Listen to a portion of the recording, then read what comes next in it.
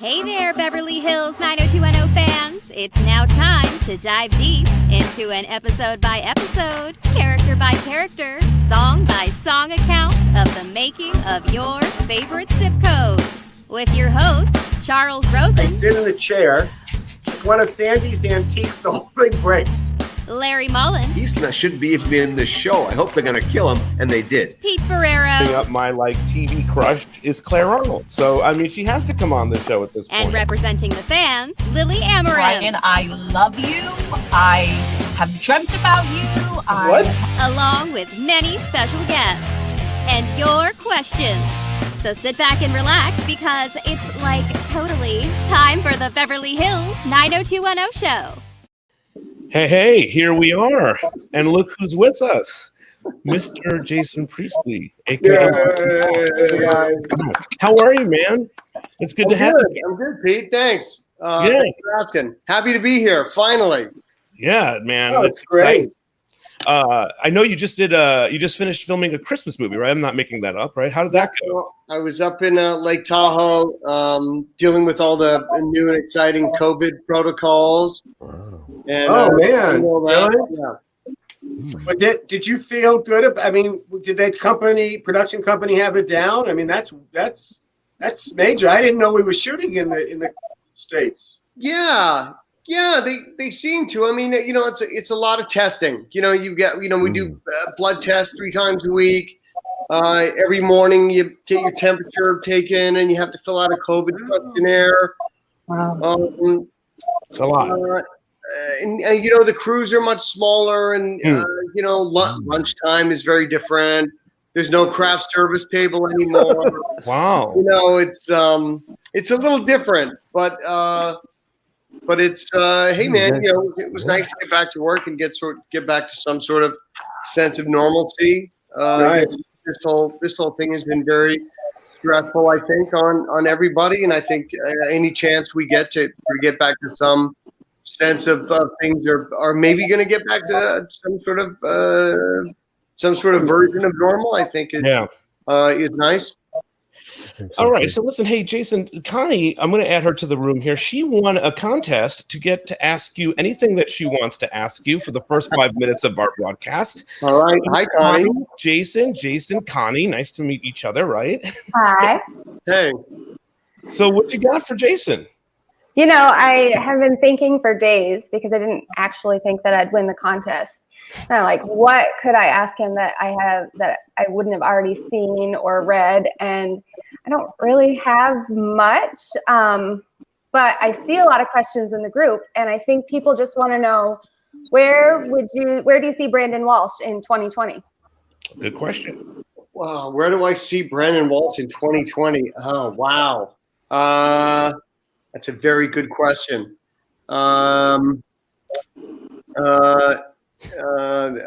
Working for Kamala Harris on her campaign. I was going to say which is going to be a rip-roaring affair, I think, as the Republican spin machine tries to take her and Joe Biden down. Yeah, as we've already seen in the last 24 hours. It's incredible. I think. Obviously, Brandon Walsh headed off to Washington to find greener pastures in D.C., and I think that he got pulled into the world of politics, and I think that that's probably where he landed. Now, I'm going to ask you this question: which of the females from the show do you think he wound up with? I don't think he wound up with any of them. Really? No, I think that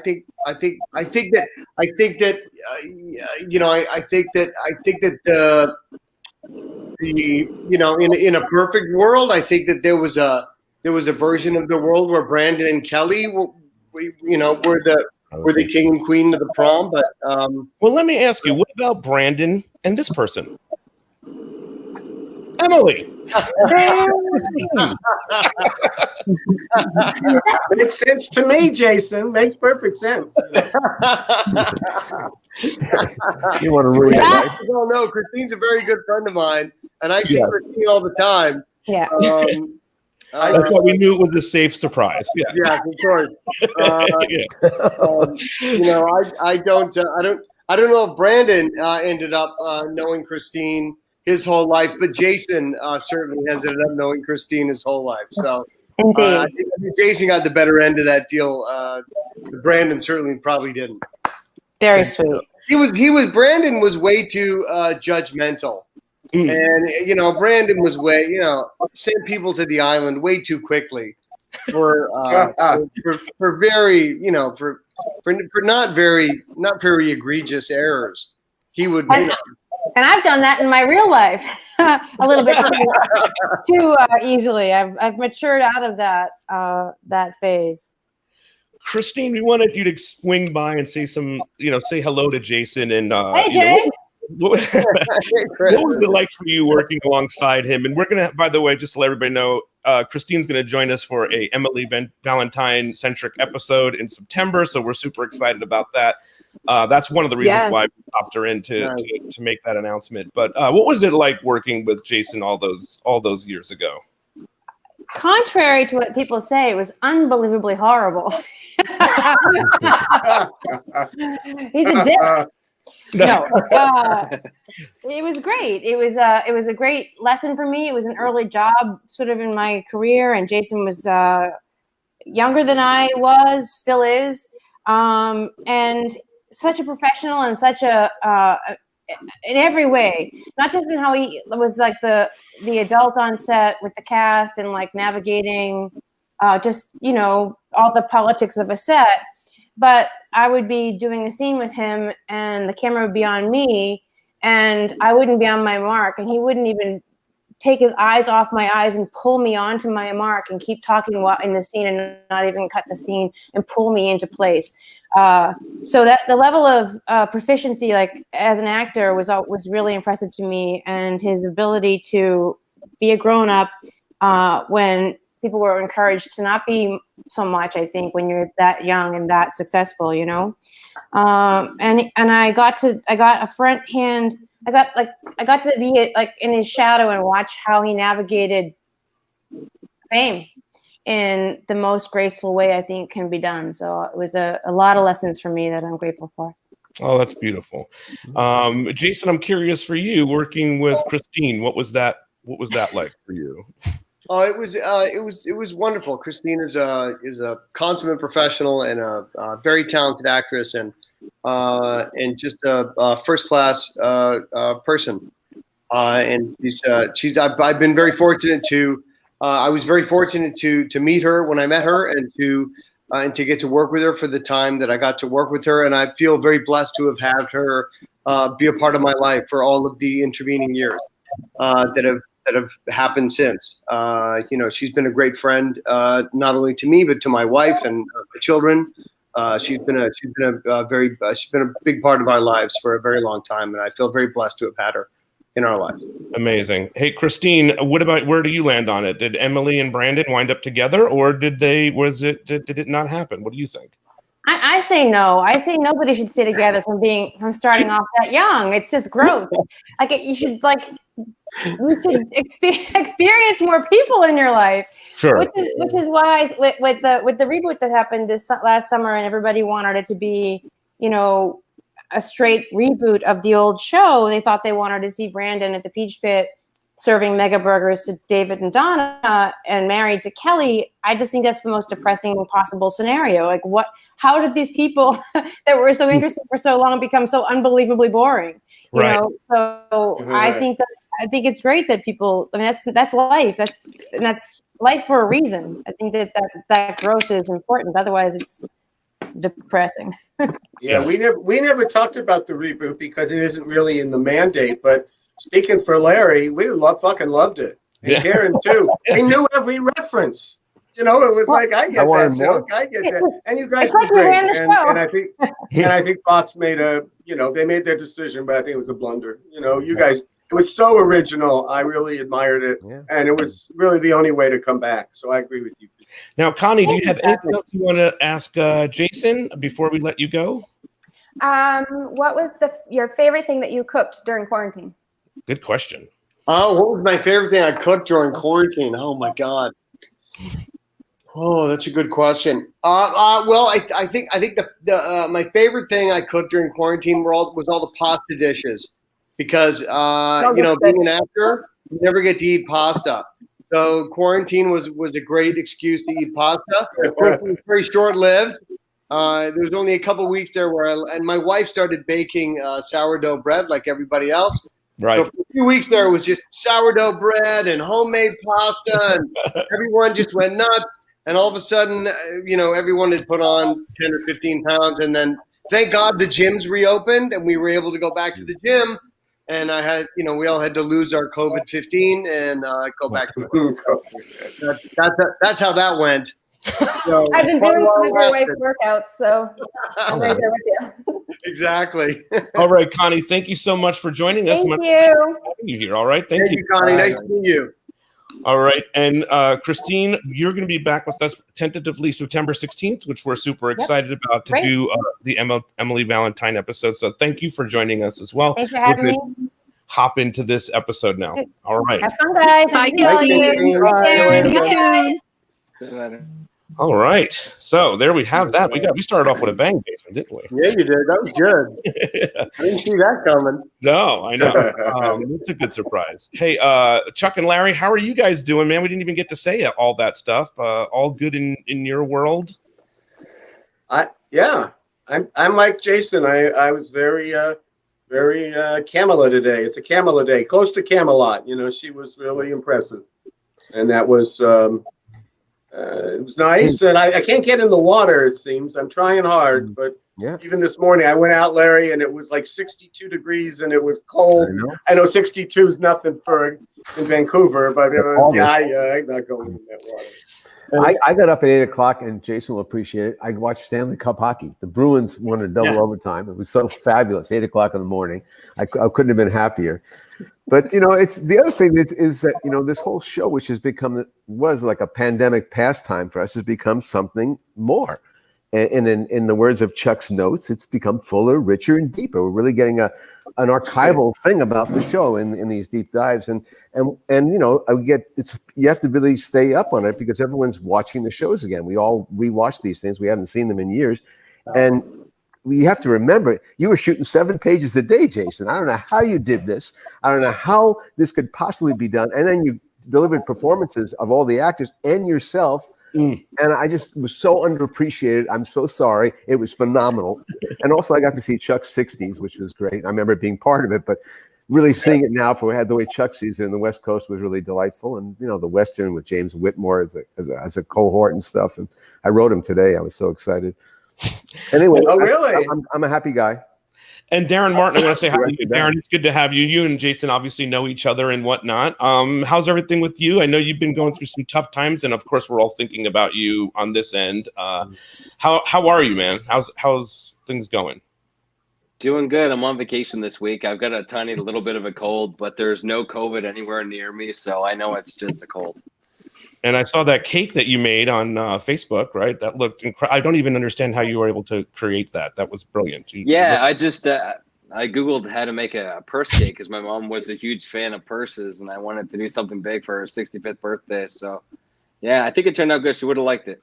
Yeah, very, very cool. And Lilly, representing the fan, you're here as well. How's all in the fan group's world? There must be a lot of excitement to have Jason here, yes? Good. Everyone is over the moon to have Jason with us tonight. Very cool. Very awesome. Well, you guys were all talking about Kamala Harris and whatnot, and we have this new T-shirt. You're going to love this, Jason. Maybe this is the ticket. Oh my God! This is the most requested T-shirt that we get. I get an ask for this. Love it. So now it's here. There you go. Hey, we actually Peter and I did a little side one of these with Joshua. You know, who's like a therapist, and he told this one story. He gets a referral from Carol Potter because they do the same thing. Yes. And he said to Carol, I was on the show. And she said, well, who did you play? And he says himself. And then she goes, it was like she didn't quite remember. It wasn't that. Oh, you got blown up in a car. A lot of water under this bridge. Oh my God! One last shout out. It is Rebecca Gayhart's birthday today, so happy birthday, Rebecca. Happy birthday, Rebecca. And Larry. Happy birthday.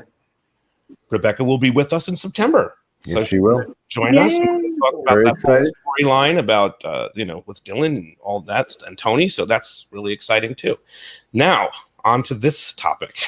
We got through all of that. There's so much great work here that you did as a director. I have to ask you, Jason, you were acting on the show for so long. That's a big job, being an actor, the lead. Tony Shepard called you the quarterback of the show. So I think that's accurate. Aaron Spelling called him the quarterback of the show. Yeah. So, yeah. And you know why, Pete? Because he was. That's it. Yeah, which is beautiful.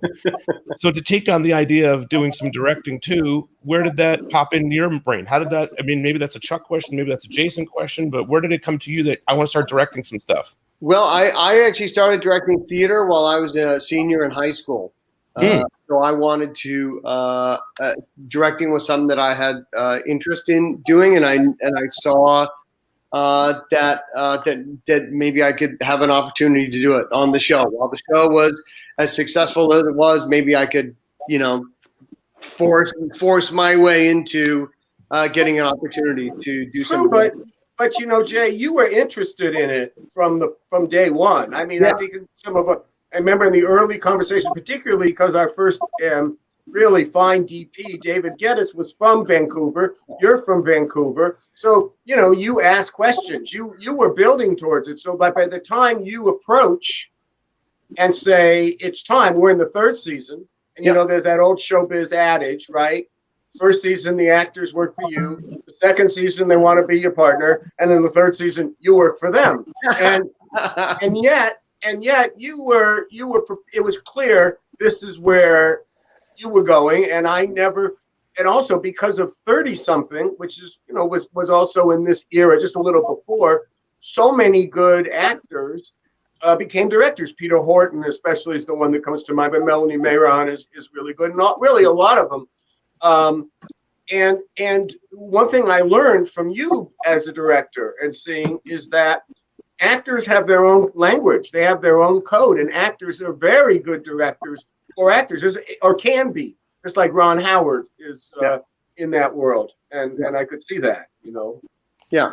Well, thank you. And it was something I was interested in pursuing right from the get-go. You're absolutely right, Chuck. And having Dave Geddes there, who, as you say, was our original DP on the show, and someone who I worked with several times in Vancouver, having him there on set with us was a great ally for me right away from the get-go on the show. And I certainly was very interested in pursuing directing from the second the show began, because it was something that I had already been pursuing.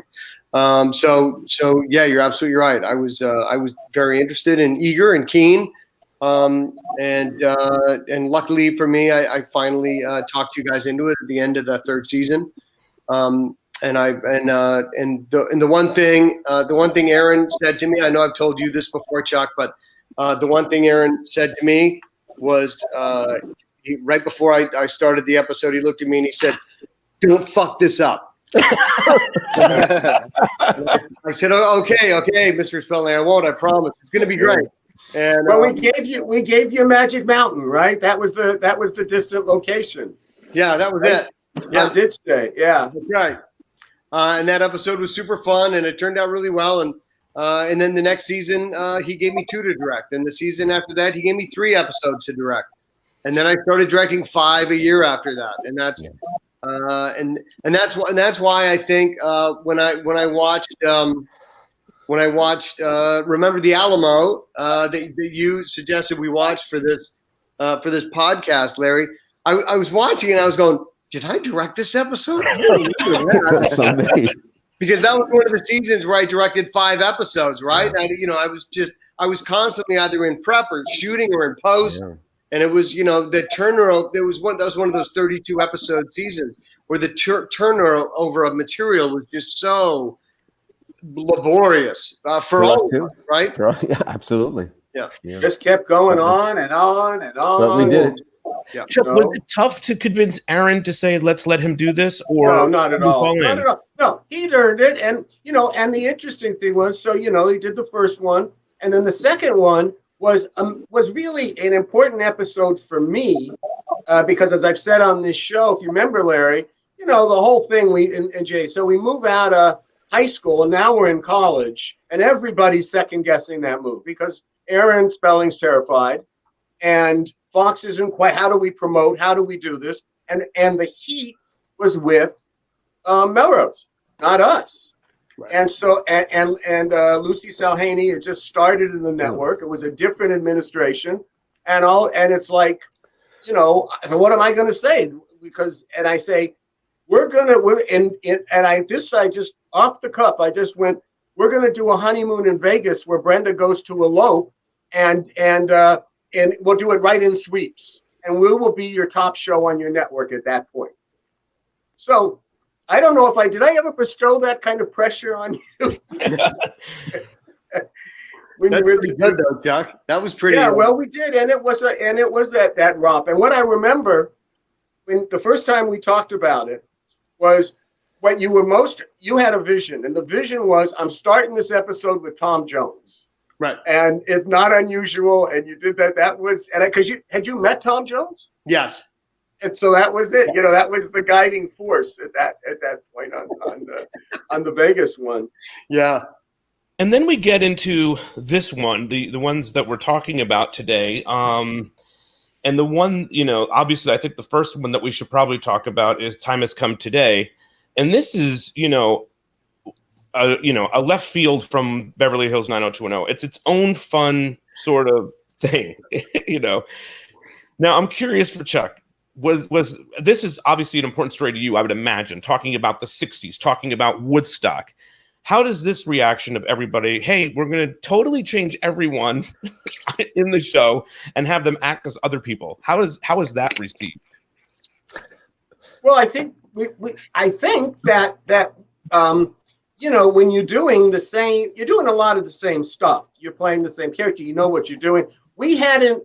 Season 4, we weren't quite as serialized as we had become in season 5. So, you know, the notion was we had a few standalones, and we needed it almost to bridge. And because we we were setting up Dylan's going to get ripped off, we needed a pause in that. We hadn't quite gone to theater yet.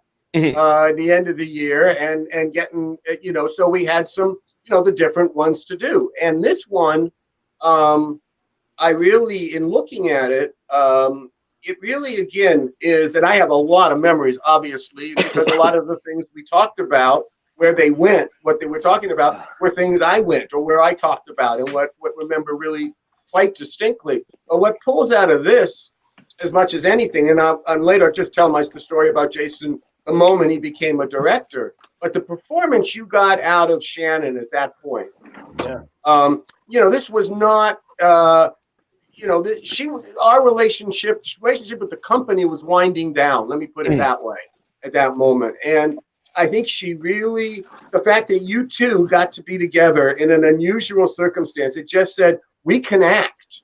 I mean, you know, we're talking about the direction, but you as Will, as the soldier, is, you know, just brings back all the mistakes that lefties like I made in treating soldiers, you know, when they came back, especially. So your character didn't come back. But the performances, you know, you got out of her, and even with Luke, in my opinion, because with Luke, in one we're going to be talking about, you know, to get him to play real vulnerable without any of the pretense of the Bellage Dylan and you know, deep pocket Dylan. Peter was kind of like that. Peter was just, you know, he got to play a different kind of bouncy guy that was a little wishy-washy and trying to find himself in a really difficult time. I mean, the world, Larry, confirm with me, the world changed like this and this and this, and then, my gosh. You know who your friends and who your enemies were really quickly. Oh, my God. It just all... Yeah. It was so divided, even more so than today. But yeah, well, Luke, I remember Luke's response to this script. Luke came up to me and said to me, "Oh, so we're doing a one about you're going to relive your youth here, right? You're going to, you know, an old guy's got to do that." And I looked at Luke and just went, "Luke, you missed it." Yeah. Okay, so when you got that was that moment. When you got this script, what did you think? Because it's totally a departure from everything that we're doing on the show. When I got it? Yeah, what were you thinking? Oh, I just thought it was going to be a ton of fun to get to direct because it was such a departure, and because it was going to be such a departure for all the actors to do something so different. Like it was, because it was, you know, we were in season 4 of the show, and it was, and the show had become, you know, we were doing so many episodes that there was there were parts in the season where it was starting to drag for everybody, right? And I knew that this was going to be an opportunity for everybody to sort of break out of the monotony of the marathon that we were running every year. And so I really looked at it as a wonderful opportunity for everybody to sort of break out of the monotony of the characters that they played day in and day out and week in and week out, and to really sort of, you know, stretch their wings a little bit, and everyone really went for it and really leaned into it, and I think that everyone really just had fun, right? And it was a great opportunity for everyone to have fun. Well, I want to Peter, just let me jump onto the word fun, because this is the most important story because I saw the moment. I very rarely went to the set, right, Jay? We didn't talk that much. I was not a set rat as a producer. But when I was the writer, once in a while I would show up, and this was the first day. I'm sure we were prepping the next episode, and so I'm there in the Valley, and I go there, and the AD on this episode comes up to me worried because he didn't think you're going to make the first day, right? And we had trouble in Vegas. We had a very ambitious schedule, and we fell behind. You don't have coverage. Okay, you don't have coverage, you deal. And we did, and most people wouldn't know the difference. But this one, here we are. And I see Jason in a row, because we had built, thank you, Drew Kinney, if you're listening. We built the original Peach Pit again. We did the design to be in that small, cramped little place. And Jason will tell you, both as an actor and a director, shooting in the Peach Pit was really kind of a drag, right? And so sorry, just got distracted just for 1 second. And shooting in the Peach Pit, and I hear this conversation, you know, because Jason is the fun guy. He's Jason. He's the quarterback. He's the leader, and he's got to get the thing. And he said to Luke, because Luke is always would be challenging or whatever would say, and why are we doing this way? And Jason said to him, because I'm the director and I want you to. And he did. And it's like, that's the moment, Jay. You were born as a director. Darren walked in and said, make sure Jason talks more than you. So that's about I'm just almost shot my wad till we get to the Western.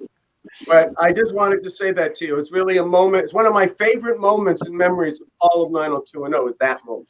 Now, I'm curious, though, for you, Jason, was being an actor and being friendly with the other cast members as an actor, working with them as an actor, was that helpful in directing, or was it challenging? Maybe different for each situation. It was, I never felt any pushback from any of them ever. When it came to me directing them, I felt like they were all very receptive to all of my ideas and suggestions. I mean, but that, and I think part of that is it just has to do with my directing style as well. Like I work with actors in a very collaborative way. I'm not dictatorial in any way. And maybe that has as much to do with it as anything. And maybe that has to do with the way that I came up as a director, having to work with a bunch of actors who I was already so intimately involved with. Maybe that helped formulate the way that I interact with actors as a director. I'm not exactly sure. I wanted to say, the one thing, it's one thing working on the set, but there was just tremendous preparation to be able to pull some of this stuff off. I mean, the production and the execution in this particular episode, the art direction is great. I mean, the whole look of it. There's a red leather mini skirt that Brenda's wearing that is just unbelievable with the high boots. That's it. That's everything. Right. And so that part really got me. But the other thing you delivered in this thing, I found had really emotional punch at the end, which I didn't remember at the time. And this was really an underappreciated episode at the time. People thought we were crazy, indulgent. I remember, but looking at it now, you realize, holy shit, this is really freaking good. And it served the characters really well. Brenda says, I love Dylan in the thing. I mean, she has this breakthrough and totally earned moment, which is phenomenal. And that's what I took out of this thing. Like, I swear I was starting to tear at the end of the thing. It was just so beautifully done. And thank you, Chuck. And who's Mick Gallinson? I never forgot this thing, Chuck. Who's the other writer? He's someone who was going to do it and didn't, and so I had to step in. And I did it. Oh, okay. I wasn't familiar with the name. I was, the stuff. You know what? One of the things you talked about prep, and Jay, one of the things I really love looking back at this episode is the takeover of the dean's office, because I know the stairway that was very authentic in the staging and the look, because there was a famous film that I actually saw in '69. It was an underground film at the time because it was filmed by SDS. That's what Columbia University looked like. And then CBS did a special on it so everybody could see it. Yeah, the tracking shot through the hallway. And you just made it just come alive. And I want to ask you too, Beth makes this point. Shannon was so good in this episode. And I think that's and then someone here says, I cried when Brenda said that at the end. So we're talking a little bit about Shannon, and Chuck brought that up before. It is true that Shannon was leaving the show at this point. And so that was maybe challenging, or maybe she was good that she was, moving on. What was that like for you, working with Shannon in those episodes? Because she's absolutely amazing in this episode. And I thought Shannon was phenomenal in this episode. She was honest, and she was open, and she was available in a way that I hadn't seen her in quite a while. Correct. And it was and it was beautiful and touching. And there was part of the episode that I had forgotten at the end when she goes and tracks down the actual girl who wrote the diary. Like, I'd forgotten about all that. It's been so long since I saw the episode.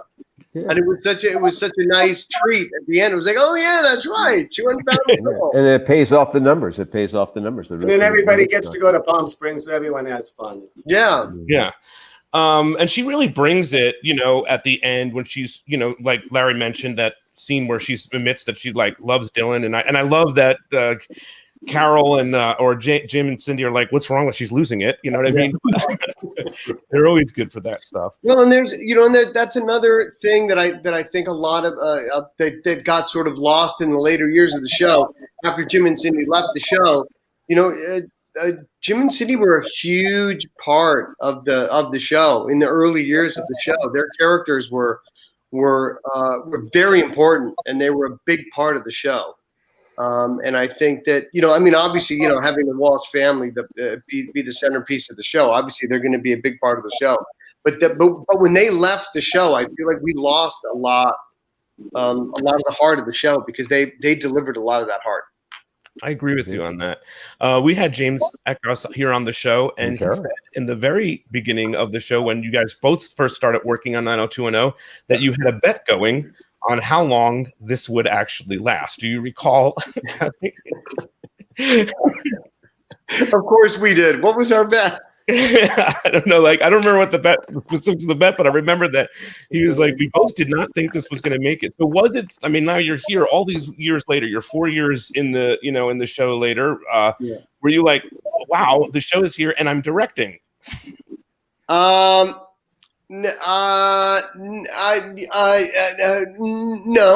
Okay. No, and by the way, Jim was directing by then too. I think pretty soon. He came in and he did. He did Truth and Consequences. Yeah. Lily, do you have any questions from the fans about this particular episode that you'd like to throw into the mix? Not about this particular episode, no. Okay. And for Darren, what was it like for you, man, watching this episode all the way back then? Were you like, where are we going with this? Sometimes when I post photos on Instagram about this episode, people are like, I wasn't a real fan of this episode, which always blows my mind because it's one of my all-time favorites, like top 10 for sure. I watch it regularly. Yeah, it's a great episode. Chuck, what was the feedback after the episode aired?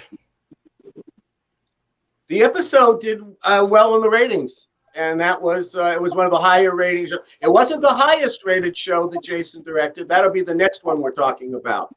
But it was the second highest, and was really up for the season too. It was definitely 2 points at least above average. Right. One more thing on this, I want to just point out. It compensates for the Western. Right. How amazing Tori looks as, like she's from the 60s. It's like the costumes in this are so well done. Let's not forget to talk about Molly and also the music, Chuck. We love talking about the music here. This is an incredible soundtrack and costume. You guys, everybody nailed it. Jason, do you remember looking at this and being like, "Oh, they got that. They nailed the costumes"? Oh yeah, no, I was incredibly happy with the work that our art department and Molly and her whole team did. I thought everybody did and our post team, everybody did a remarkable job on this episode. I was really proud of the work that everybody did on this episode. I thought and the fake mustache. I thought Ian and Brian were great on this episode. Yes. They were super funny and both really, both weren't afraid to take chances and just do dumb stuff and go for the laughs. They were great. I thought everybody really raised their game on this episode and did great work. I was incredibly proud of everybody. Also, even Nat, Joey, like brings something totally different to this here. Wow. Yeah. Oh, I love that he kicked the hippies out. That was great.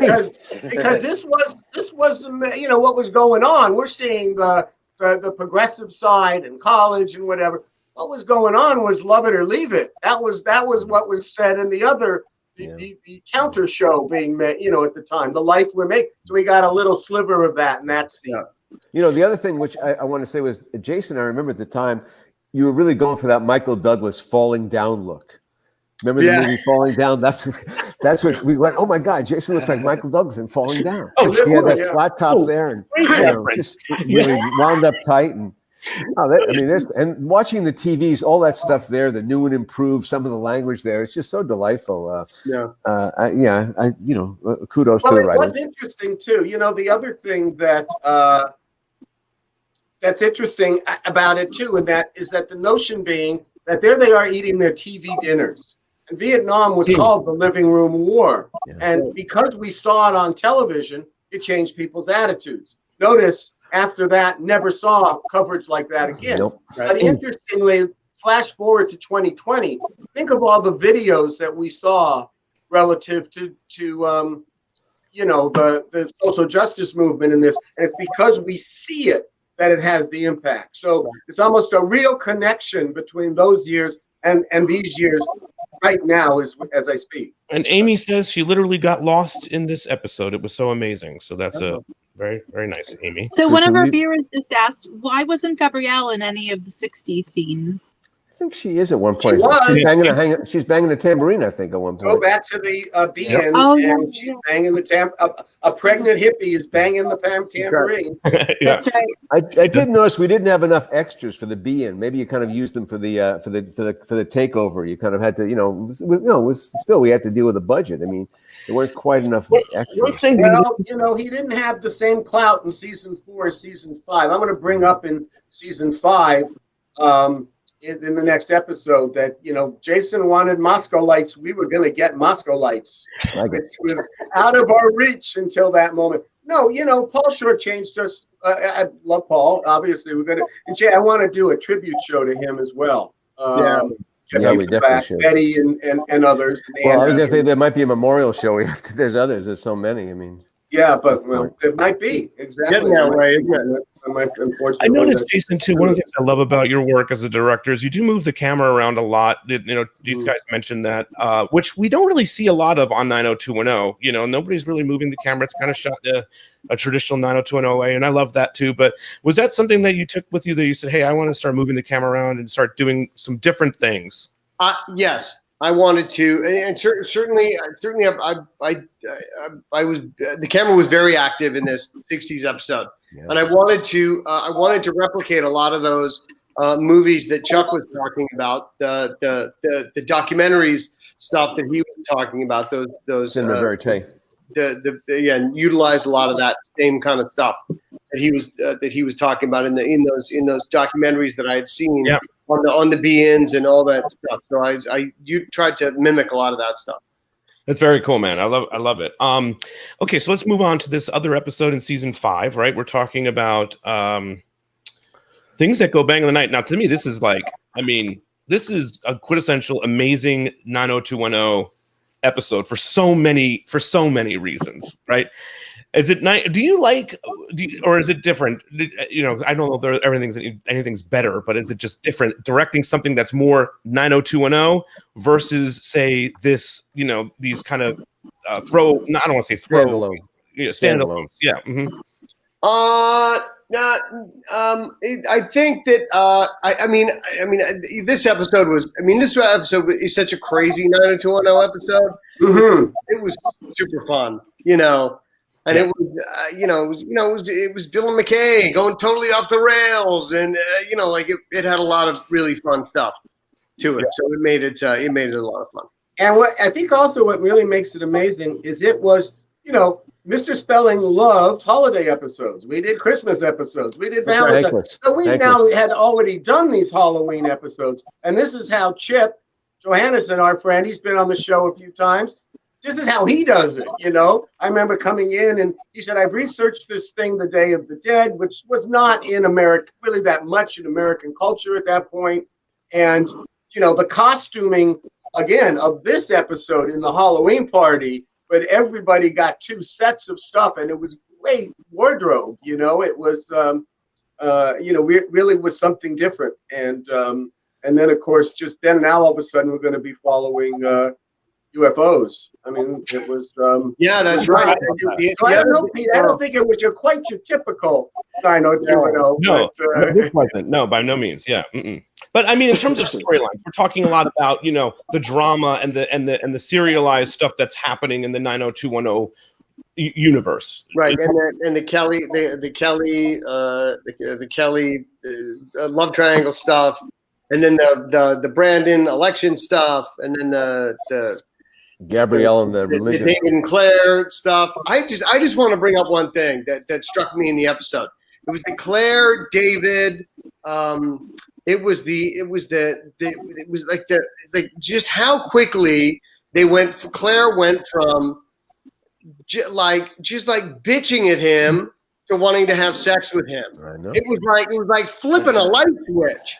It was crazy, wasn't it? I thought so. It was their first time too. It was their first time. That's right. Yeah. Where was she bitching at him in this episode? Oh no, because he was a non-believer. He was a non-believer. So that's right. She was like, David, just focus. Oh my God, I can't believe you. She was like, "Oh my God, I'm so glad we're here. Let's have sex. Do you have any condoms?" That was her character. Brandon Walsh turned her down. What was she going to do? She handcuffed herself to his bed. This is a great moment to ask you about this, Jason. What was Kathleen like to work with? Kathleen was great, man. Kathleen's awesome. She's a Canadian. Yeah. Yeah. Well, I ask you that because we have a goal here on our show to get Kathleen Robertson to appear. So, if you can help us and put us in a good word with Kathleen, we'd greatly appreciate it. Have you asked her? Yes, we've been stalking her. Listen, it's not just me. I'm going to show this quick clip. This week we had last week we had an amazing person, a fan, Zara, who recorded a video and said why Kathleen should join the show. You guys are going to love this. Hi, Kathleen. Here's why I think you need to be on the show. You played an amazing character on 90210. It'd be great to hear your stories on the show. Besides, I'm a Canadian. You're a Canadian. Come to the show. You're iconic. Oh, there you go, Kathleen. If you're watching, please, and I love her. I love Zara, and I love Kathleen. So if you're watching, come on down. I got to tell you, man, there's a thing about you acting in these episodes, and I'm blown away about what you're able to do because you must have your mind in so many places directing. But then you kick it up to a whole other level with Luke at the end of Things That Go Bang in the Night, because that stuff with you two together is incredible from an acting perspective. So a couple of questions on that note. Is it difficult directing and acting? We'll start there. It's not the easiest thing, because you have to like compartmentalize your brain so that you're present with your scene partner or partners, so that you're there with them and actually present with them. But then you have to also be judging what's going on at the same time, which is difficult. It's not impossible, but it's difficult. Do you have somebody that's like an assistant director sort of helping you with that? Or yeah, well you do, and then you also you ask your first AD, who's your first assistant director, and you ask your camera operators, because they are a very good judge as well. But at the end of the day, it's your decision, and you have to make the decision. And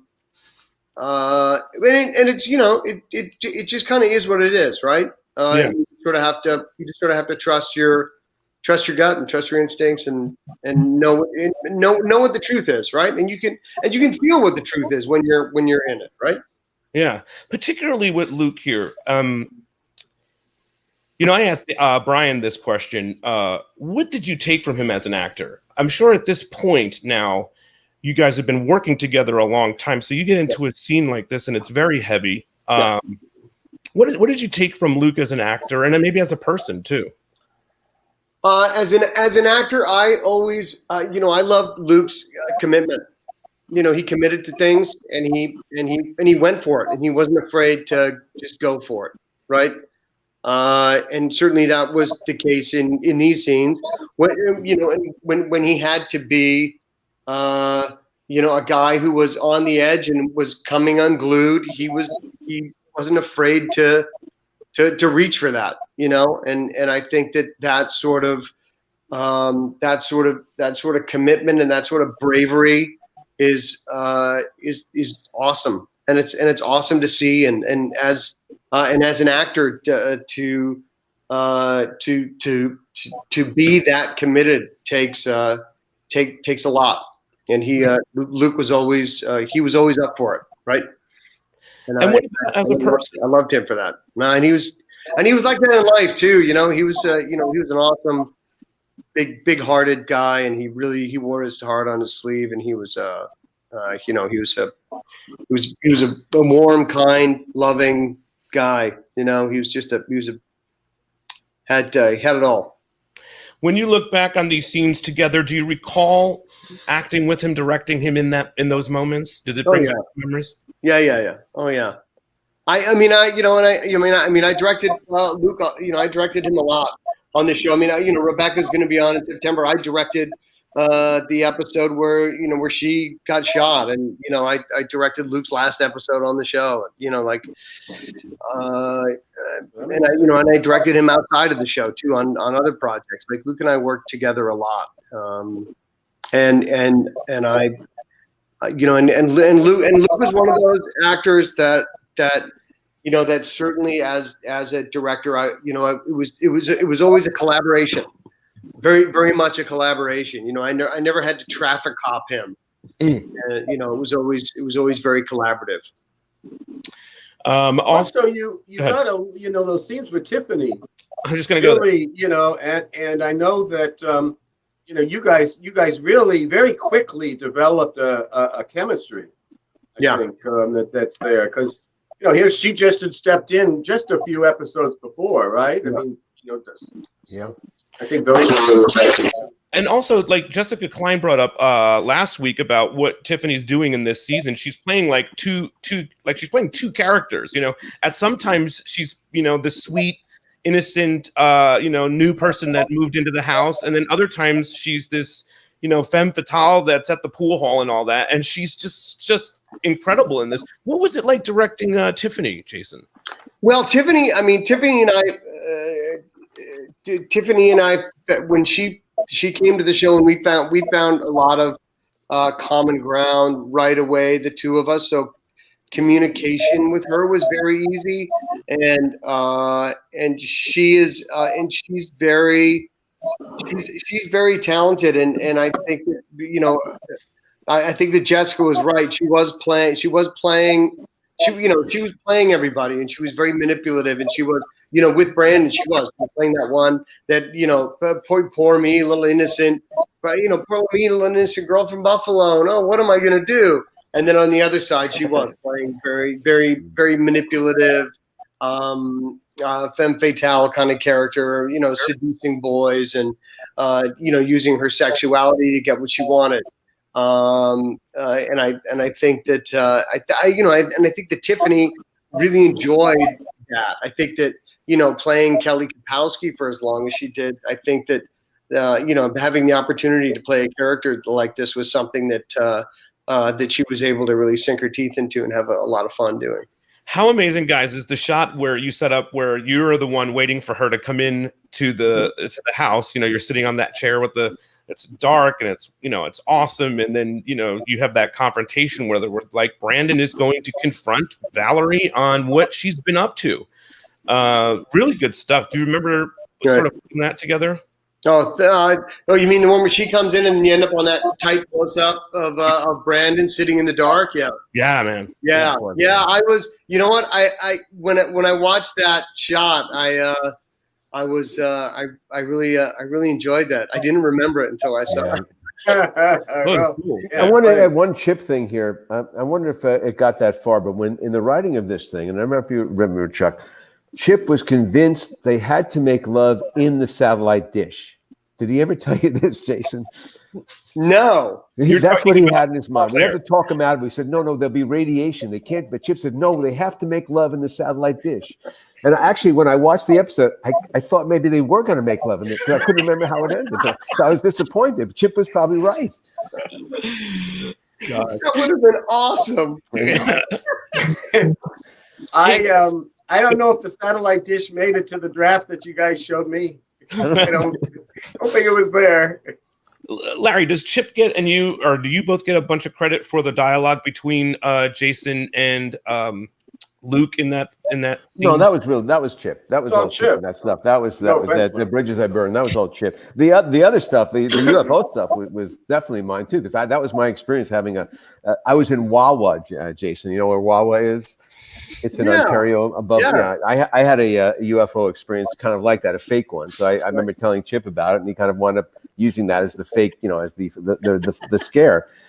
But in my case, it was like I was in a culvert, and then I could see these yellow lights, and I said, just like them, I got to meet these people. I'm going to drop all rock. I'm just going to give myself over to it, and it was a truck, basically. A guy taking a piss, basically, in a truck.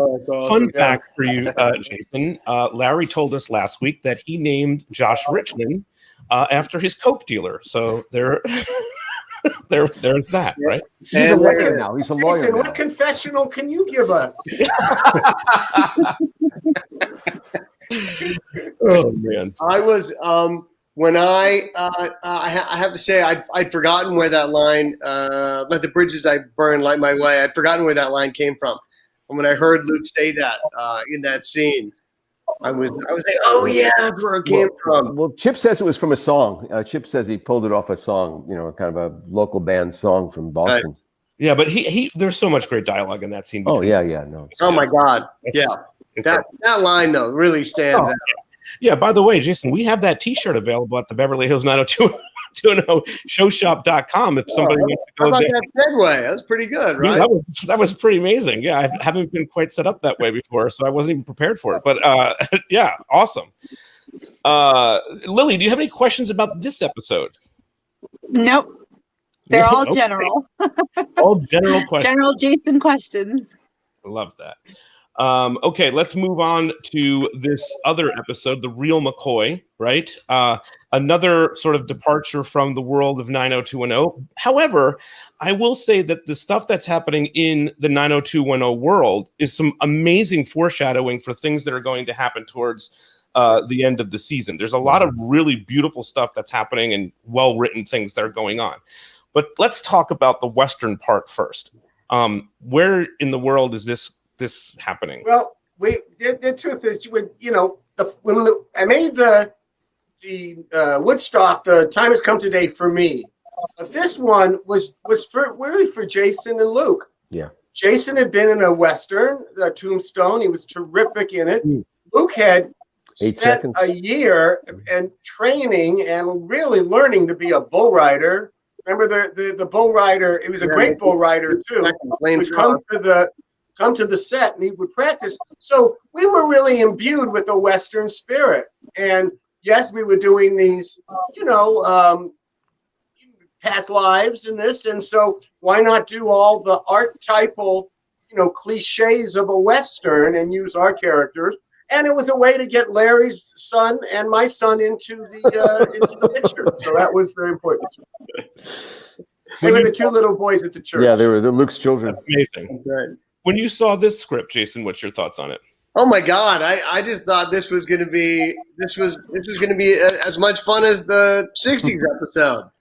Crazy. And I had to talk Jimmy Whitmore Jr. into coming out of retirement. So good. And acting again. What was that like, Jay? Did he not want to do it? He did not want to do it. No, he didn't. I had to talk him into it.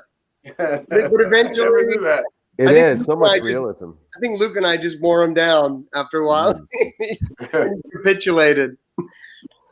What is it like to shoot a Western while you're on Beverly Hills 90210? Are you guys how do you treat that departure even as an actor? It was, it was super fun because it was all self-contained, and we shot the rest of the episode like a regular episode, and then we went out to the Disney Ranch or the Warner Ranch. Disney Ranch, yeah. Disney Ranch, yeah. I think Jay, I think we did 2 ranches because when you go in the town where he gets shot, remember they had a train, and that's where we ran out of time. But that there was that set, and then when we did the church and a few of the other things, that was Disney Ranch. Right. Yeah. I think you're right. I think there were 2 sets. Two ones we went to. Yeah. We shot them all, but we shot all that stuff. That stuff sort of stood on its own. So it sort of felt like 2 episodes. Yeah. Yeah. Shari Weiss, who we all know and love here, says, "Hi, Sherry." Yeah. Hello. Hi, Sherry. As Dylan diehard, I will defend the Real McCoy till the day I die. I'm also a sucker for alternate universe episodes like this. Time Has Come Today and Dreams of Dylan McKay. So, and now we know why I'm madly in love with Sherry Weiss. Hold on. Wait a second. I want to debunk this because I'm not a Kelly Dylan guy, and I think reincarnation therapy, regression therapy is an unreliable narrator. So Kelly is not really his soulmate. Brenda is his soulmate. We all know that. Okay. What do you think? I didn't know you felt that way, Larry. I feel that way. I just felt when I saw this episode, it was an unreliable narrator because it's telling everybody that Kelly and Dylan are really the magic couple. Whereas I think it's Brandon and Kelly. That's what I'm working on. That's the long game I'm working on. Interesting. And I'm a big proponent of the unreliable narrator.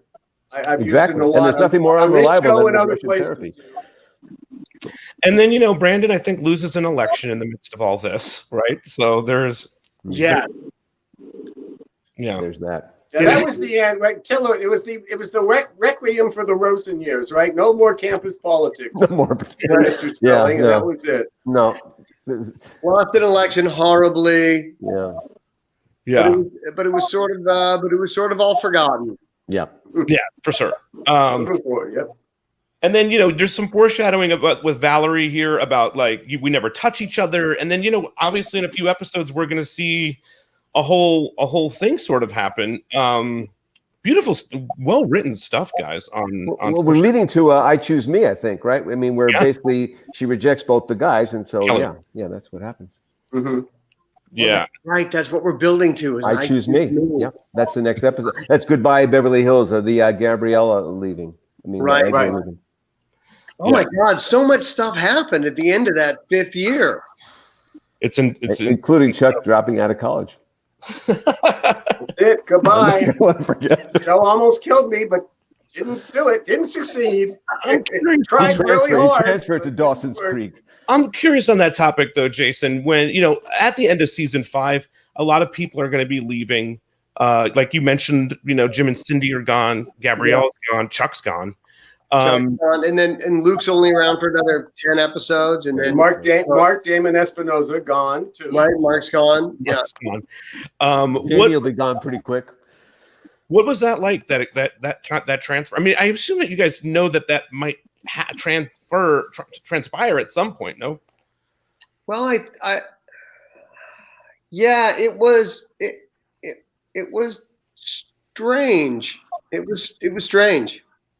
It was strange because the show started to evolve, right? And things started to change, and from that moment on, the show kept changing and evolving, and there was it just the show just kept changing and evolving after that. And I think that I think that the first 4 or 5 years of the show is sort of its own show, and then after that the show became a few different shows before the end. But I think that the first how many you know what I mean, guys? Like, I do know what you mean. To me, yes, but because I never saw one after I left, really. But don't forget, by the 6th season, we were doing that was the 3rd year of doing 32 in a row. So 6th season and 7th season. So there really was no time to really think about what was going on and what was different. We just had to deliver material to the set, and you had to kind of do it.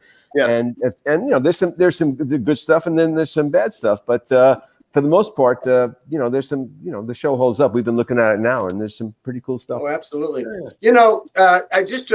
think the super fans might be interested in this. The first person I really had to say, I think I can't do this anymore, was Karen.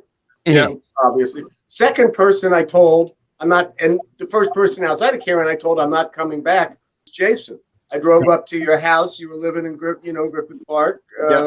Beautiful place, and we were friends. Away from the set, really, we had developed that kind of relationship. And I just want them to know, the Brandon Walsh's alter ego is leaving the house. And then I went to tell Aaron Spelling. Yeah. What was that conversation like for you, Jason? Knowing Chuck's leaving? That was hard. That was really hard. Chuck had been the only executive producer that we'd known on the show, and certainly he'd been my guy that I'd gone to about everything, and he had been the babysitter of our show, right? And he'd always been the last typewriter for every bit of material that had been produced on our show, and I think that him leaving was sent us all into a world of uncertainty, because we didn't know what was coming. I mean, Larry was sticking around, and that made us all feel better. And some of the other producers were sticking around, but we knew that the show was going to be a different show without Chuck there. Yeah, and obviously, Chuck, you did amazing work for those first 5 seasons. I've said this to you so many times about gratitude. Just so thankful for the work that you did on those things. I mean, everything that we're talking about right now up to this point is directly involved with the work and the heart. Well, this is just so wonderful to be able to rehash it too, to look at them again, because why would we? And especially we get the vantage point of looking at them with the original music. Yes. And unfortunately, that's been, our super fans are undermined in that area. Yeah. One thing we've seen a lot, Jason, as we look at these episodes, how you made the writers look good with all your improv lines. You and Ian, my God, really, there's so many. You and Ian, people thought we were funny. But there was one, and there's some dirty double entendres too that you got through. It's amazing shit. I can't remember the line. It was just some really funny stuff. So Let me really cool. on Remember the Alamo. When he was going to go meet her back home, I was like, "Be gentle, big boy. She's a little girl." Oh, I know. I wrote that down. I said that was another one. Wow, you got that through. How did we get that passed? Right. Now, speaking of getting things passed, there's a big issue on this show about something that happened in one of the episodes that's got nothing to do with what we're talking about here, but I'm going to ask you about it. There is an episode of 90210 where fans are convinced, and Jessica Klein brought this to our attention, that you call Dylan Luke in an episode. I'm going to show you this clip. Gentlemen! Hey, buddy. Hey, I've been looking for you. Next time you take my car, put gas in it. You loaned him your car? Are you crazy? Sorry, Luke. Let me make it up to you, all right? Is it Luke or is it the Canadian look? I said, sorry, look. Let me make it up to you. Yeah. Look. Oh, there we go. I love That would have been funny if I would have called him Luke, though. Yeah, that was really debated. Sorry, look. Let me make it up to you. Also, in the whatever the narration, the what do you call that? The on screen, the text on screen, subtitle says look, right? Yeah, it says Luke. It says Luke, doesn't it? No, Play it again. I think it says look on the subtitles. It says okay. Look, yeah. So they got it right. Jessica Klein, not so much. I wanted Bill Littlewood, I hope you're happy now. Yeah, there was someone from the groups that had like $1 million bet that it was a Canadian look that you said. He won. Okay. I wanted to Darren knows what I'm talking about. In season Hey, what, Darren, do you talk Canadian? Do some Canadian for it. In season 6, you work with this person, and Chuck, you're not going to be familiar with this person at all, but you get to work with Emma Caulfield, Susan Keats. What was it like working with Emma and them going somewhere with that? So I'm just curious what it was like working with Emma. Emma was lovely. Emma's super sweet, super cool, very talented. Emma's awesome. Cool. I did a movie later on in my career with her and Bradley Cooper. We had a great time. So for the fans that are watching right now, let everybody know that we're going to do a Susan Keats episode, Larry and I, and guess who's going to join us? Susan Keats, and that's going to be the 28th of August, a special bonus episode. So that's pretty exciting. Emma will be joining us. Susan Keats. Larry's been on like a season 6 and 7 mission to get to pull all these people. Let's talk a little bit about Remember the Alamo. I know for you, Chuck, this is like rocket science hearing about some of these things that were occurring, but I do think there's a beautiful story that's told, and it's relevant to today, what's going on today.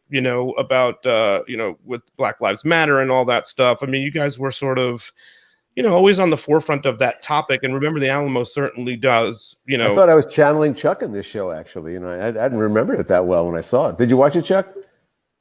I did not, but I can't help but think that the first episode that Jason and I really did was what the basketball one, which also went one-on-one, which dealt with race, right? Yeah. High school basketball. Well, it was there right from the start for this TV show. No, this was pretty cool. What is your memories of kind of like working on this particular episode? Jason, sorry. Me? Oh, yeah. Sorry. Yeah. You know what? It took me a minute. I was watching and I was like, did I direct this episode? Like I did earlier. Yeah. And then when we got to and then I remembered, oh yeah, we were at the small town that we had to go to up north. Then we had to scout the town and find the town. I remember all this stuff. Peru, I think, yeah. And the two racist loser sons and everything, and it all started coming back to me. I really liked the episode, and I really really enjoyed the message, and I enjoyed the it really worked for me on a lot of levels, and I really enjoyed it, and I enjoyed that we were away with Brandon, and I loved all the comedy stuff that I did with Steve and Claire trying to find each other at the airport, and all the slow-mo stuff of them running towards each other. And that was hilarious. I had forgotten that. That was great. I totally forgot all that stuff. Yeah, that was big time. And the other thing, Ian is so buff in this episode. It's ridiculous. Yeah. It's like, whoa. And then, so you've got him like running and leaping over the chairs, doing the O.J. Simpson stuff in slow mo to meet Claire. After checking this episode, she's trying to meet him in L.A. He's trying to meet her in Texas, and they keep flying over, and they miscommunicate. They finally catch each other in the airport, and like Ian sees her, and Jason's got this slow mo thing, and it's long too. It's a big shot. It's really cool. I did like 6 different angles of them running towards each other in slow mo. Yeah. And the other thing, love that. That was the thing that really always just, to be able to mix drama and comedy right next to each other and in those ways. That was Mr. Spelling really liked that, and I think hopefully fans did. The other thing we had in this episode, Chuck, which we couldn't do earlier, was we have a black and white kiss where Brandon Walsh kisses Mariah, this girl, and the way it happens is really cool. It's kind of a fuck you to the racists. Didn't you kiss Vivica Fox or no? I don't. On Ashes to Ashes, Lilly, that didn't happen. The other thing we did here too, we don't just have white racists, we have black racists too, which I thought was really good balance there. We have a blues club, and the guys are just as big assholes. So I was pretty happy with that. I had totally forgotten it, like you. That's good. That was smart. Yeah. Sounds great. We got a lot of great fan questions and whatnot I want to get to with Lilly, just some more general ones. But we did play a little game with Brian when he was here. If you could remember some of the people that you were in scenes with. So we have a bunch. They should be fairly. Oh, that's so unfair. They should be fairly easy. Let's start here. Am I gonna have to remember their names? Yeah. Yes. Remember her. What is the character? Who was this character? What did this character do in your life? Oh my God! Did you kiss this character? Did you kiss her? Oh, of course I kissed her. Yeah. Of course you did. Right. That was a throw. I wanted to set it up for you. That was a softball, Chuck. No memory. This is Brooke. Brooke, yeah, sure. I'll buy she's a Brooke. Yeah, that looks like a Brooke. She was the racist volleyball player. Racist volleyball player.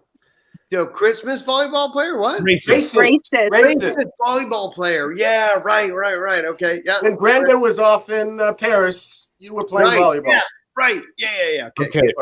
Maybe a little easier. I remember her. She was cute. Yeah. That's Carl Pickens. Yeah, I know him. Yeah, Henry Thomas, right? Henry Thomas. He was always great. How about this? Oh yeah, that's Nikki Witt. Nikki Witt. There you go. You're doing fairly good so far. Yeah. You're better than Brian. Yeah, Brian got all of them. He did, which shocked me. And he also had the same story. Like, I used to audition, and I knew this guy from auditions, like every actor he knew. Yeah. Quick on Nikki Witt. Was it fun working with her? You had a lot of good stuff with Dana. Yeah. Yeah, she was super cool. Yeah, Dana Barron was super cool. Very nice person. Yeah. Yeah. We haven't talked about her a lot here. And then I'm sure you remember, Jack. Oh yeah, that's Dave Sherrill. Yeah. What was his character's name? He was the homeless guy. Jack Guy who I brought home for Thanksgiving. You know that movie Pineapple Express? We had Canadian Express. If you were a friend of Jason, we're gonna get you through customs. Come on down. And fortunately, all his friends were really good actors. And Dave, little past Chuck's time, but do you remember? Yeah. Oh God. No, that's not. Oh God, she was at the TV station. Yes, yeah, Tracy. He was your girlfriend. Tracy. Yeah, Jill. And actually, Jill's going to join us for an episode. Jill Novak. That's her name. Yeah. Yeah. All right, Lilly, I'm going to turn it over to you. What do you got, fan question wise? And then, by the way, also Darren Martin's going to show us some very cool Brandon memorabilia too. So that's on tap as well. But what do you got so far? I'll start with the ones that we received the most inquiries on. So several of our viewers have asked, they want to know, what were your favorites and least favorites, storylines, episodes to act in, and episodes to direct in? Okay, those are good. Yeah. Oh, wow. Okay. My favorite episodes to direct. My favorite episodes to direct, she came in through the bathroom window, my very first one. Love that episode. Time Has Come Today has to be one of my favorites. Dreamed of Dylan McCabe because who doesn't love a Western? Absolutely. Real McCoy, yeah. With Real McCoy, I mean, sorry. Real McCoy. Yeah. And what was the other question? Act in. Favorite Storyline. Ones to act in. Wow. Ooh, boy. I can jump in and tell you what many people's favorite was, Jason. Go, because next week we're having our pantheon of directors, Dan Attias, coming on with us. Cool. And Dan was a fine director. Jason will be the first to tell you that. And he got a performance out of you on Leading from the Heart, the one where the cousin gets paralyzed on a ski slope accident. Yeah, Jason delivers the performance, and the crew breaks into applause. So I think that was a pretty high watermark. Whether it was one of your favorites, I just want to remind you that you did have that moment there. Well, that one was fun for me because that was another one of my Canadian actor friends. Gordon Curry was our. There you go. In the wheelchair. Leading from the Heart. That was a good episode. What about storyline wise? Did you like the whole thing with the chase of the I Choose Me with Kelly? Did I like it for me?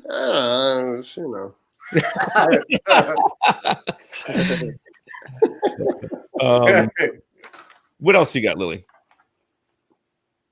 Lily? I think Lily has frozen up. Lily froze in time. Somebody asked here, Lizzie, not Lily, what was Jamie Walters like? Jamie Walters like? You know what? Jamie was super sweet. He was a real nice guy. Went on to have a great career on his own TV series on Fox after he left us. On the Heights. Went on to have the #1 single in North America. Jamie Jamie was a real nice guy. I want to ask you about this too. Tori is very underrated through the entire run of Beverly Hills 90210. I mean, she's a fantastic actress, and the scenes that you get out of her, she's in this unusual storyline, which we don't really see, like Donna playing two guys and all this kind of stuff. In the one episode that we were talking about earlier, but then she delivers some really beautiful stuff with Jamie on the back of the pickup truck and stuff like that. Do you remember directing her? And do you agree with that assessment that she's just a fantastic actress? I think Tori does. I think Tori does very well with comedy and does very well with physical comedy, and I think Tori can be really good. And Tori, like certainly in scenes like that, when she just delivers things very simply and she's just very honest, when she just lets her honesty shine through. And I think that was the reason that scene was so beautiful is because she was just, you could feel her honesty in that that performance, and that's what made it resonate the way that it did. From a director standpoint, working with Tori, are you doing anything special to get anything out of her? Or, she's so great in this. Well, I think I seem to remember that night. I just kept asking her to just do less, just say the words and just don't put anything on it. Just say it. And I think that kind of simplicity just allows for that sort of it allows for the audience to imprint their emotion on that kind of dialogue. More than an actor imprinting too much on it. Okay, Darren, why don't you show us some really cool Brandon stuff that you have? He's got Darren obviously is the king of all things. Oh my God, it's terrifying. The keeper of the coat. Come on, bring it out. Yeah. Go ahead. Okay. Oh my God. This is a 3D printed model that I have of Jason Priestley. Oh, there you go. Kind of cool. It was sold from a Canadian company. I thought it was kind of cool. Of course, I also have the Brandon Walsh action figure too, with Kung Fu grip. Yeah. That's kind of cool. All right, in the box. It took me like 14 hours to put this together, but it's a die-cast model replica. Oh, that's so of cool. The yeah, it was released like this, but it's it's not that big. So I kind of wanted this. Right. So that was fun to do. Of course, Jason's awesome book, which you should all pick up on Amazon.com or .ca if you're in Canada. By the way, it's amazing. By the way, that book, I really, really dug that. Yeah, it was a great book. This is definitely past Puzzle both of these from guys. Italy. Wow. Oh, that's cool. This is definitely past both of these guys' time period on the show, but this keeps coming up, this question. So I'm going to ask it for you. I know this is past tense, but there's an episode where you play the man in the jewelry store when you're bringing back the ring. And a lot of people asked about that choice of being the one to play the jewelry store person and why, how that came to be. When I played Mr. Frudenberg in the jewelry with store. this ring. Yes, with this ring. That's right. Well, it was, I just thought it would be fun to do, and a challenge to for me, for something interesting for our crew to do. It's a challenge to put two actors in the same actor on both sides of the same scene. And I thought it would just be a fun challenge for us to do one day. Of course, I didn't really think it through because I had to get to work 4 hours early that day to get all the prosthetic makeup put on. So we had to shoot Mr. Frudenberg's side first, and then shoot the lock off of me on Mr. Frudenberg's side. Then I had to go back into the trailer, get all the prosthetics taken off, then come back, then shoot my side of the 50-50, then come it created so much more work than we needed to do. But I guess it was kind of fun. On that note, we've talked about here, we did a whole episode about double ups and what that process was like. You guys did these episodes where you were shooting 2 episodes at a time. Yeah. That must have been, what is that challenge like from a director standpoint? I don't know if you've done that as a director, sure. And as an actor? Well, I wasn't able to direct during any of the double ups that we did every year, obviously, because I was acting on 2 units simultaneously. Yeah. So luckily, I was spared that experience. As the director. I'm glad. Yeah, I was not really disappointed in that.